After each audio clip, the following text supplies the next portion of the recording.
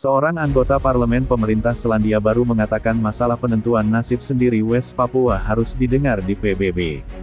Louisa Wall membuat komentar pada peluncuran sebuah buku baru memeriksa posisi Selandia Baru di Papua Barat. Dalam bukunya See No Evil, Pengkhianatan Selandia Baru terhadap Rakyat West Papua, penulis Maire Leadbeater mengkritik pemerintah berturut-turut karena gagal mendukung hak-hak Papua. Ms. Wall mengatakan buku itu menawarkan wawasan yang jitu tentang bagaimana orang Papua tidak memiliki suara dalam penggabungan tanah air mereka ke Indonesia pada 1960-an. Dia mengatakan ada dukungan dalam kaukus partai buruh yang berkuasa, serta kaukus Maori dan Pasifik, untuk membantu orang Papua mendapatkan suara penentuan nasib sendiri yang adil. Jalan ke depan sebenarnya adalah, apakah ada keinginan dan prioritas untuk memperbaiki kesalahan sejarah. Semakin banyak dari kita yang menjadi sadar dan mendukung seruan untuk pemungutan suara bebas.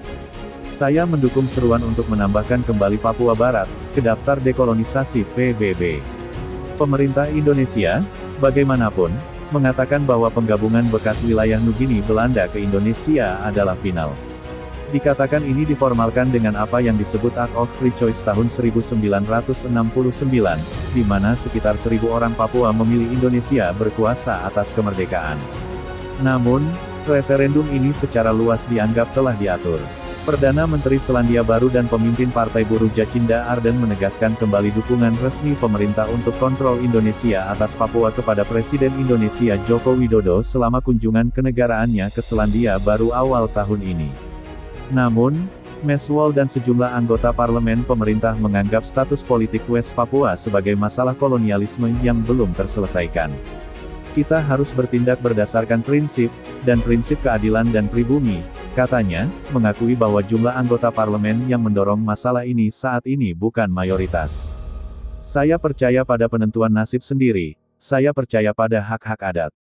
Ini adalah hak masyarakat adat Papua Barat untuk menuntut kembali sesuatu yang telah disorot, sebenarnya dilakukan dengan cara yang tidak adil dan tidak adil. Seorang anggota parlemen pemerintah Selandia Baru mengatakan masalah penentuan nasib sendiri West Papua harus didengar di PBB. Louisa Wall membuat komentar pada peluncuran sebuah buku baru memeriksa posisi Selandia Baru di Papua Barat. Dalam bukunya See No Evil, Pengkhianatan Selandia Baru terhadap Rakyat West Papua, penulis Maire Leadbeater mengkritik pemerintah berturut-turut karena gagal mendukung hak-hak Papua. Ms. Wall mengatakan buku itu menawarkan wawasan yang jitu tentang bagaimana orang Papua tidak memiliki suara dalam penggabungan tanah air mereka ke Indonesia pada 1960-an. Dia mengatakan ada dukungan dalam kaukus partai buruh yang berkuasa, serta kaukus Maori dan Pasifik, untuk membantu orang Papua mendapatkan suara penentuan nasib sendiri yang adil.